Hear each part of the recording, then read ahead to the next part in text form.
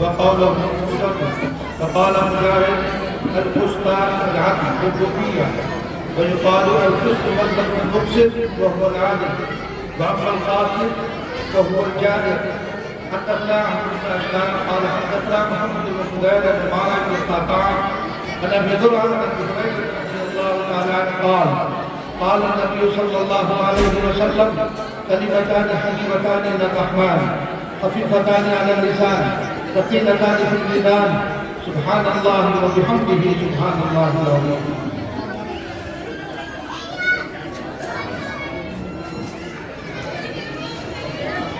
یہ بخاری شریف آخری حدیث ہے جس پر بخاری کا اختتام ہو رہا ہے.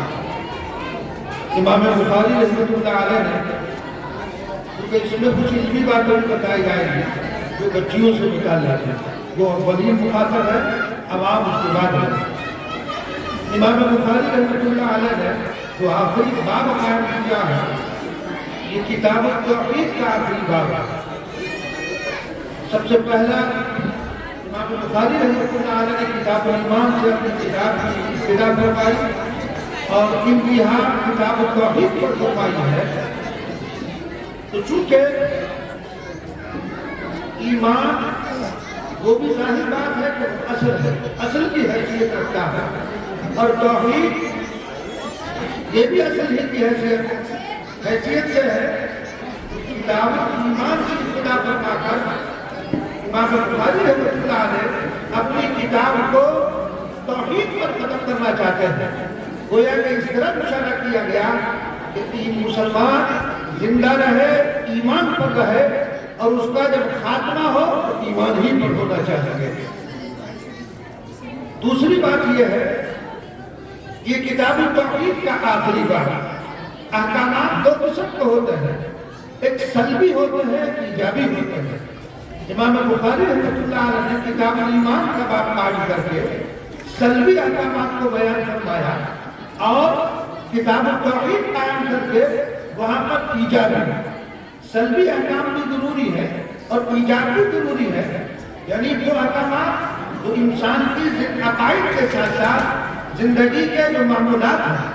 اس کے بعد کتاب الصلاۃ، کتاب العلم، کتاب الزکوٰۃ، کتاب الحج، دیگر ابواب کو مصنف رحمۃ اللہ علیہ نے ذکر فرمایا، اور آخر میں کتاب التوحید کا باب قائم کر کے اس بات کی طرف اشارہ کیا گیا ہے کہ بعض مرتبہ ایسا بھی آتا ہے کہ جو عقائد ہیں، اگرچہ کتاب الایمان میں بھی اس کا تذکرہ کیا گیا ہے کہیں نہ کہیں، کہ بعض عقائد ایسے ہیں جن کے رد کی ضرورت پیش آتی ہے. وہ عقائد جو کفریہ میں ہوتے ہیں یا کفر سے قریب کر دینے والے ہوتے ہیں، تو جو مثبت عقائد ہیں اس کو امام بخاری رحمۃ اللہ علیہ نے کتاب الایمان میں ذکر فرمایا ہے، اور ایسے عقائد جن کا رد لازم اور ضروری ہے اس کو کتاب التوحید کے اندر بیان فرمایا ہے. تو گویا کہ اس کے اندر جو اس وقت باب پڑھا گیا ہے، امام بخاری رحمۃ اللہ علیہ نے جس آیت کا انتخاب فرمایا ہے اس آیت کا انتخاب فرمانے کے بعد رد کیا ہے معتزلہ کا. گویا کہ اس طرف اشارہ کیا ہے امام بخاری رحمۃ اللہ علیہ نے کہ جن عالم کی ذمہ داری ہے کہ جس طرح وہ مثبت احکامات کو بیان فرمائے، اسی طرح اس عالم کی ذمہ داری یہ بھی ہے کہ لوگوں کو صحیح عقائد سے باخبر کرے. اگر کہیں ضرورت پیش آئے عقائد باطلہ کے پھیلنے کی تو اس کی تردید بھی اس کے فرائض میں داخل ہے.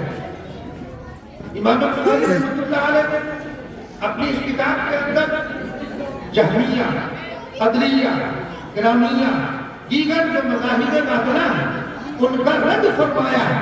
اگرچہ اس وقت ان فرق کا وجود نہیں ہے، لیکن اس موجودہ احوال میں جو فرق موجود ہے علماء کی ذمہ داری ہے کہ وہ جہاں مثبت عقائد کو، مثبت اعمال کو بیان فرمائے، جہاں باطل نظریات پھیل رہے ہوں ان کی تردید بھی ان کے فرائض میں داخل ہے.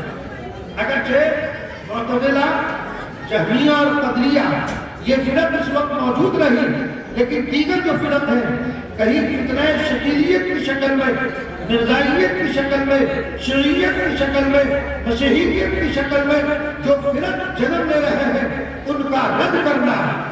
امام بخاری رحمۃ اللہ علیہ کے اس بات کا اشارہ ملتا ہے کہ یہ عالم کے ذمہ لازم اور ضروری ہے کہ وہ ان عقائد باطلہ کا رد کرے اور لوگوں کو اس سے باخبر کرے کہ یہ تمام کے تمام عقائد جو اس وقت معاشرے میں پھیلتے جا رہے ہیں، چاہے وہ فتنہ شکیلیت کی شکل میں ہو، مرزائیت کی شکل میں ہو، خطرہ نبوت پر جو دھبا رہا ہے، اس کا رد جو ہے وہ علماء پر لازم اور ضروری ہے۔ جس طرح امام بخاری رحمۃ اللہ علیہ نے یہاں پر رد فرمایا ہے وہ نظام